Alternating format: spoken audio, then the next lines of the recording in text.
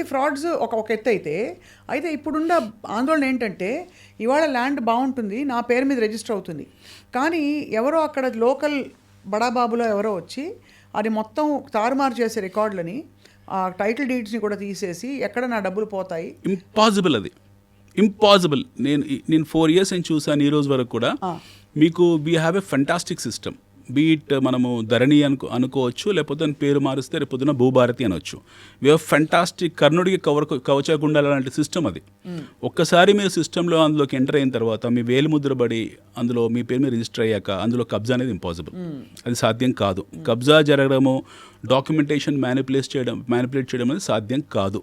మీ పేరు మీద రిజిస్టర్ అయిపోయిన డాక్యుమెంట్ అఫీషియల్గా మీరు ధరణిలో ఎంటర్ అయ్యారు. కానీ నా పేరు మీద రిజిస్టర్ అయిపోయాక కూడా ధరణిలో జరిగిన అవకతవకల వల్ల వేరే పేరు వచ్చేసింది అనుకోండి, ఏది చెల్లుతుంది? ధరణిలో అవకతవకలు జరిగినట్టు సందర్భాలు చాలా తక్కువ ఉన్నాయి. అసలు అలాంటివి లేవు, జరగవు.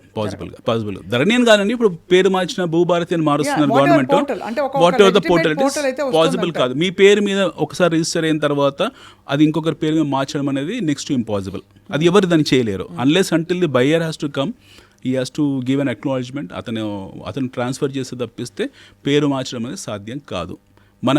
ఈ సౌలభ్యము, ఈ సౌకర్యం భారతదేశం మొత్తంలో కేవలం మన తెలంగాణ రాష్ట్రాన్ని మాత్రమే ఉంది. Hyderabad lands are absolutely safe to buy and provided if that is approved by the concerned authority.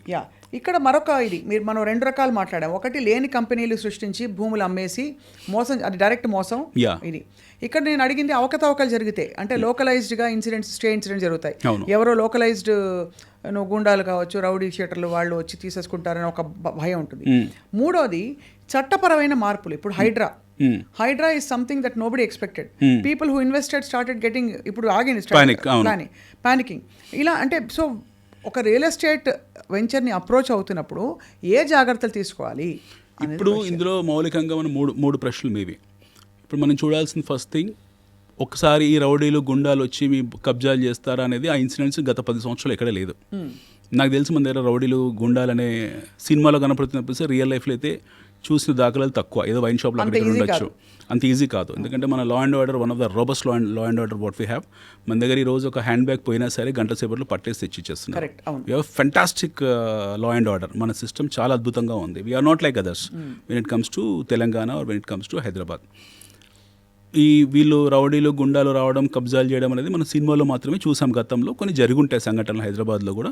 But last 13 yearsలో మనకి ఎప్పుడైతే ఈ లా అండ్ ఆర్డర్ని ఇంటిగ్రేట్ చేశామో, ధరణితో ఇంటిగ్రేట్ చేశామో, దిస్ ఈజ్ వాష్డ్ అవుట్.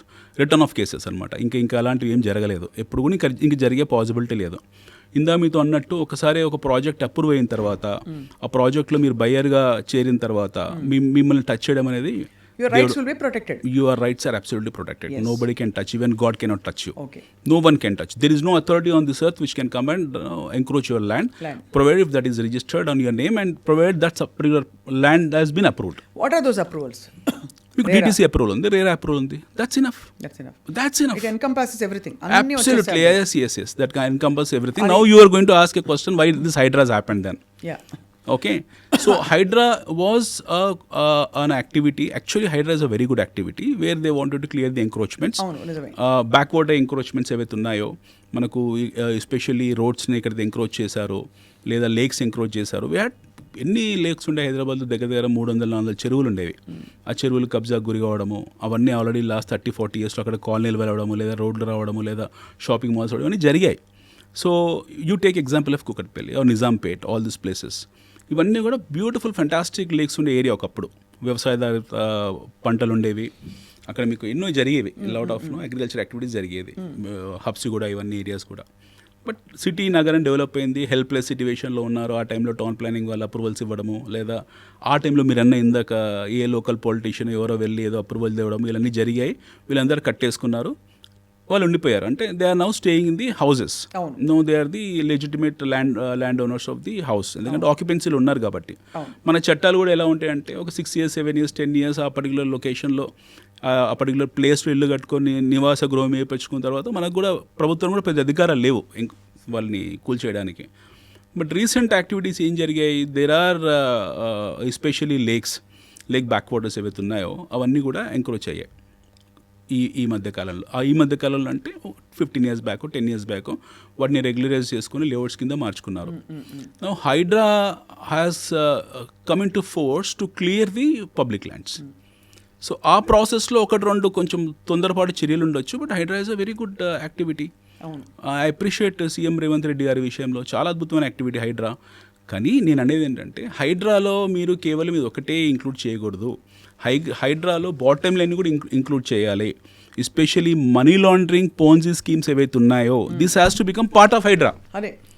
ఎప్పుడైతే మీరు ఈ మనీ లాండరింగ్ పోన్జీ స్కీమ్స్, ఈ బైబ్యాక్ ఆఫర్లు, రకరకాల ఆఫర్స్ ఏవైతే పెడుతున్నారో రియల్ ఎస్టేట్లో, ఎస్పెషల్లీ ₹1 ఇన్వెస్ట్ చేయండి మీకు 1.5 ఇస్తాను ఎవరైతే అంటున్నారో కంపెనీస్ వచ్చి అంటున్నారో వాడికి బ్యాలెన్స్ షీట్స్ లేవు, వాడికి ఒక ట్రాక్ రికార్డ్ లేదు, ఇది సేమ్ టైం రిజిస్టర్డ్ కంపెనీస్ కాదు, ఆ బిజినెసే రిజిస్టర్డ్ కాదు, it's money laundering business. So basically ఆ ఇంట్రెస్ట్ కూడా ప్రొటెక్ట్ చేయాలి, ఆ ఇంట్రెస్ట్ని ప్రొటెక్ట్ చేయాలి, దాన్ని ఇందులోకి ఇంక్లూడ్ చేయాలి. That cannot be exclusive, that has to be part of the HYDRAA. దొంగల అనకుండా ఈ స్పూరియస్ ఇవన్నీ బిజినెస్లన్నీ కూడా టార్గెట్ చేయాలంటున్నారు. స్పూరియస్ బిజినెసెస్ ఏవైతే ఉన్నాయో, మనీ లాండరింగ్ యాక్టివిటీస్ ఉన్నాయి, చట్ట వ్యతిరేకమైన యాక్టివిటీస్ ఇవన్నీ కూడా which are not authorized by government. ప్రభుత్వం ఆథరైజ్ చేయని యాక్టివిటీ అవుతుందో అవన్నీ కూడా ప్రజా వ్యతిరేకమైనవే. అంటే చట్టాలు ఎందుకు చేస్తారు? ప్రజలకు కరెక్ట్గా ఉండాలని, వాళ్ళకు సేఫ్గా ఉండాలని సేఫ్ గార్డ్ చేయడం కోసమే చేస్తారు. ఎప్పుడైతే చట్ట వ్యతిరేకత చర్యలు ఈ యాక్టివిటీస్ జరుగుతున్నాయో వాటి మీద ప్రభుత్వం చర్యలు తీసుకోవాల్సిందే. Hydraa has to be a very robust, suppose to be a robust system inclusive of all this money laundering and ponzi schemes. Got it, కన్విన్సింగ్గా ఉంది. ఇప్పుడు మనం ఇంతవరకు మీరు బంగారం గురించి చెప్పారు, వెండి గురించి చెప్పారు, ఫిక్స్డ్ డిపాజిట్స్ గురించి చెప్పారు, డబ్బులు దాచుకోవడానికి అనేక మార్గాలు, పెంచుకోవడానికి కూడా. రియల్ ఎస్టేట్ దగ్గర వచ్చాం, ఈ కామన్ డౌట్స్ అడిగేశాను మిమ్మల్ని. ఇప్పుడు హైదరాబాద్ రియల్ ఎస్టేట్ గురించి మాట్లాడదాం. అనిల్ గారు, చుట్టూ విస్తరించే హైదరాబాద్ ఇప్పుడు చూస్తే 60-70 కిలోమీటర్లు నేను గత 15-20 సంవత్సరాల్లోనే విస్తరించి చూసాను. ఇది వరకు లకడికప్పుల్ హైదరాబాద్, అబిడ్స్ హైదరాబాద్, ఇప్పుడు అబిడ్స్ లకడికప్పులు ఎక్కడికో వెళ్ళిపోయింది. కరెక్ట్. ఎక్కడో Kokapet, that is the new Hyderabad. ఎక్కడెక్కడ విస్తరిస్తోందండి హైదరాబాద్, చెప్పండి. మనము హైదరాబాద్ అనే నగరాన్ని కాసేపు పక్కన పెడితే first will come from Golconda. 400 సంవత్సరాల క్రితం గోల్కొండ అనే సామ్రాజ్యంలో హైదరాబాద్ అనే ఒక చిన్న కుగ్రామం ఎక్కడో ఉండేది. ఆ టైంలో రాజులు వచ్చారు, కుతుబ్షాహి వచ్చాడు, హైదరాబాద్ నగరం కట్టాడు. మొదట్లో హైదరాబాద్ రేడియస్ వచ్చేసి 5 కిలోమీటర్లు చార్మినార్ చుట్టుపక్కల. 1980s వరకు కూడా హైదరాబాద్లో the tallest building happen to B Charminar. 1985 వరకు కూడా the tallest building happens to be Charminar. తర్వాత బషీరుద్దీన్ బాబుఖాన్ ఇలాంటి వాళ్ళు వచ్చి పెద్ద బిల్డింగ్స్ కట్టారు 90sలో. ఆ టైంలో then it has become a normal high rise లాగా ఉండిపోయింది. 5 kilometers రేడియస్ హైదరాబాదు 1950sకు 10 kilometers అయింది, 2000కు 20 kilometers అయింది. ఈరోజు వీఆర్ అబౌట్ 1.1 million అఫీషియల్లీ, 1,10,00,000 జనాభా. మన హెచ్ఎండిఏ పరిధి 1,05,000 ఎంతో ఉంది, 1,05,000 ఎకరాలు ఉంది హెచ్ఎండిఏ పరిధి. 180 square kilometers రేడియస్లో ఉన్నాం మనం today. Hyderabad is around 180 square kilometers and approximately, not absolute figure but కొంచెం అటు ఇటు. I'm talking about the registered HMDA, Hyderabad municipality development authority వరకే మాట్లాడుతున్నాను. ఈ రేడియస్ వరకే మనకు ఔటర్ రింగ్ రోడ్డు, దాని తర్వాత ఉన్న ఇంకొక 6-7 kilometers వరకు మన హెచ్ఎండిఏ పరిధి అనుకుందాం. ఈ 1,10,00,000 జనాభా ఇందులోకే వస్తారు. But actually Hyderabad is beyond that. మన హైదరాబాద్ సిటీ హెచ్ఎండిఏ పరిధి దాటిన తర్వాత కూడా ఇప్పుడు ఎంత ఉందో అంత ఉంది ఈక్వల్గా. If you take the complete Hyderabad radius, I'm talking about హైదరాబాద్ని బేస్ చేసుకొని వ్యాపారాలు చేసేవాళ్ళు, ఉద్యోగాలు చేసుకునే వాళ్ళందరూ కూడా మీకు 2 కోట్ల జనాభా ఉంటుంది. సో దాదాపు 300 kilometers పరిధి కనిపిస్తుంది, మినిమం కనపడుతుంది, 300 kilometers పరిధి కనపడుతుంది. అండ్ నో వెన్ హైదరాబాద్ భవిష్యత్తు ఎలా ఉంది అని మనం మాట్లాడితే 400 years మన ట్రాక్ రికార్డ్ చూసాం. ఎన్నో రాజ్యాలు వచ్చాయి, ఎంతోమంది రాజులు వచ్చారు, ఎంతోమంది ముఖ్యమంత్రులు వచ్చారు, సొంతంగా రాష్ట్రం ఏర్పడింది, ప్రభుత్వాలు మారే, ఎన్నో జరుగుతున్నాయి. ఈ ప్రగతి ఆగదిచ్చే నిరంతర ప్రక్రియ ఇది. ఈ ప్రహాసనం అనేది నిరంతరం జరుగుతూనే ఉంటుంది. ఒకటి. రెండోది, we have to come from nation point of view, భారతదేశం పర్స్పెక్టివ్లో కూడా మనం ఆలోచించాలి. Today we have how many A-class cities? We have 5 A-class cities: Delhi, Calcutta, Mumbai, Hyderabad, Chennai and Bengaluru. 6 cities ఉన్నాయి మనకు. We have beaten Chennai in terms of geography. Hyderabad is the largest city then Chennai in terms of geography. ఒకటి. రెండోది, today we are at around $100 billion GDP. అవును. మనము. And Hyderabad itself is contributing around 50% of state revenue. ఈ రెండు perspectives. మూడో important perspective, ఇండియాలో we are around 6 large cities including Hyderabad, Bengaluru. It the same time we have B class cities around 40-50 B class cities ఉన్నాయి. We have around 70-80 C class cities ఉన్నాయి. అంటే Indian urban population వచ్చేసి ఈరోజు 30%. అంటే అగ్రేరియన్ ఎకానమీ నుంచి మనం urban economy కింద మారిపోయాం. Fine. Now Hyderabad కూడా సిమిలర్లీ అదే రిప్లికాలో మనం వర్కౌట్ అవుతున్నాం. Now if you take globally, we are around మన ర్యాంక్ గ్లోబల్ ర్యాంక్లో 100 లోపల ఎక్కడ ఉంటాం మనం.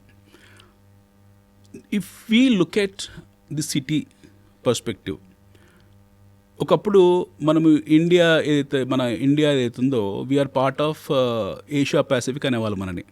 Today entire world is calling as India Pacific. భారతదేశాన్ని ఇండో పసిఫిక్ అంటున్నారు ఈరోజు. It's not Asia Pacific anymore. India is a Indo Pacific. So Indo Pacific రీజన్లో అత్యంత ప్రాముఖ్యత గల నగరం దేశం ఇండియా. నగరాలు 2 ఇండో పసిఫిక్ రీజన్లో అతి ముఖ్యమైన 2 నగరాలు ఉన్నాయి. ఒకటి ఢిల్లీ అనుకుందాం, the administrative capital of India. Second వచ్చేసి దక్షిణ భారతదేశానికి కానీ వింధ్యా పర్వతాలు దిగిన తర్వాత మోస్ట్ సెంటర్ ఆఫ్ గ్రావిటీ ఉన్న సిటీ హైదరాబాద్. అంటే అన్ని విధాల మోస్ట్ డిజైరబుల్ సిటీ. అందుకే అన్ని కంపెనీలు కూడా ఇన్వెస్ట్మెంట్స్ కి ఇక్కడికే రాలేదు. చాలా వరకు వచ్చాయి. 10-15 సంవత్సరాల వచ్చాయి. అయితే ఇప్పుడు ఎలా ఉండబోతుంది వచ్చే 15 సంవత్సరాలు, వచ్చే 10 సంవత్సరాలు ఎలా ఉండబోతుంది, నగర అభివృద్ధి ఎలా ఉండబోతుంది అని అంటే ఇప్పుడు మనం చాలా ఫాస్ట్ అవుతాం. ఎందుకనంటే నౌ స్ట్రేట్ ఆఫ్ మలకా ఎక్కడ అవుతుందో ఫిలిప్పీన్స్ దగ్గర, అటు నుంచి మన ట్రేడ్ ఇండియాలోకి ఎంటర్ అవుతుంది. That will enter at bay of Bengal. Strait of Malacca ట్రేడ్కు బే ఆఫ్ బెంగాల్ ఎంట్రీ అవుతుంది. మీరు అందుకే చూడండి, అదానీ పోర్ట్స్ ఏవైతే ఉన్నాయో మనకు ఎంటైర్ ఆంధ్రాలో, ఎస్పెషల్లీ మచిలీపట్నం, విశాఖపట్నం, వాళ్ళు ఎక్కువ అక్కడ దాని మీద ఫోకస్ చేశారు. సో మనకు ఈ ఎంట్రీ పాయింట్ అంటే గేట్ వే ఆఫ్ ఇండియా ఈ 2 అవుతాయి. ఎస్పెషల్లీ మచిలీపట్నం, విశాఖపట్నం, ఇటు Chennai will be the gateway of India. అక్కడి నుంచి మంగళూరు పోర్ట్ని, ఇటు కొచ్చి పోర్ట్ని, అటు గోవా పోర్ట్ని, ఢిల్లీ పోర్ట్ని కనెక్ట్ చేసే ఏకైక పాయింట్ హైదరాబాద్. సో ఈ రెండు పోర్ట్స్ అంటే south and east and west బేస్ని కనెక్ట్ చేసే సెంటర్ పాయింట్ అవుతుంది. సో అంటే వింధ్యా పర్వతాల కింద నుండి ఒకటి ఆల్రెడీ ఎగ్జిస్టింగ్, బట్ ఇప్పుడు ఇన్ఫ్రాస్ట్రక్చర్ పరంగా చాలా రోబస్ట్ అవుతుంది. రెండోది, సౌత్ ఇండియాలో మన దక్షిణ భారతదేశంలో there has to be a place where it has to be feasible to for every one. It is not Bengaluru, it is not Chennai anymore. It will be Hyderabad. రేపు పొద్దున భవిష్యత్తులో EV zone, electric vehicle zone కానివ్వండి, future అంతా electric వెహికల్దే ఉంటుంది. Manufacturing zones కానివ్వండి. Already Hyderabad happen to be larger pharma player in the world. మనకు almost ప్రపంచవ్యాప్తంగా ఉన్న 30% OTC, over the counter pharma products అన్నీ Hyderabad produce products. And stock మార్కెట్లో లిస్ట్ అయిన మేజర్ మేజర్ ఫార్మా కంపెనీస్ అన్నీ కూడా Hyderabad companies. So we have Hyderabad pharma city now. ఇంకా అది యాక్టివేట్ కాలేదు. Over a period of time 9 to 5 yearsలో అది 5 to 9 years మధ్య కాలంలో మీకు అది యాక్టివేట్ అవుతుంది, which can produce around 20 lakh employment. Only I'm talking about Hyderabad pharma city, that which is in a position to create about 20 lakh employment. ఒక వ్యక్తి మీద ముగ్గురిని ఒక ఫ్యామిలీ ఆఫ్ 4 peopleని కన్సిడర్ చేసినా సరే, ఒక వ్యక్తి ఇంటూ 3 = 4 ఇంటూ 20 lakh, 80 లక్షల పాపులేషన్ మీకు ఓన్లీ ఫార్మా నుంచి రాబోతుంది. So this is going to be 3 times 4 times bigger then China pharma. మీకు చైనాలో ఉన్న ఫార్మాసిటీ కన్నా we are 3 times 4 times larger then China pharma city.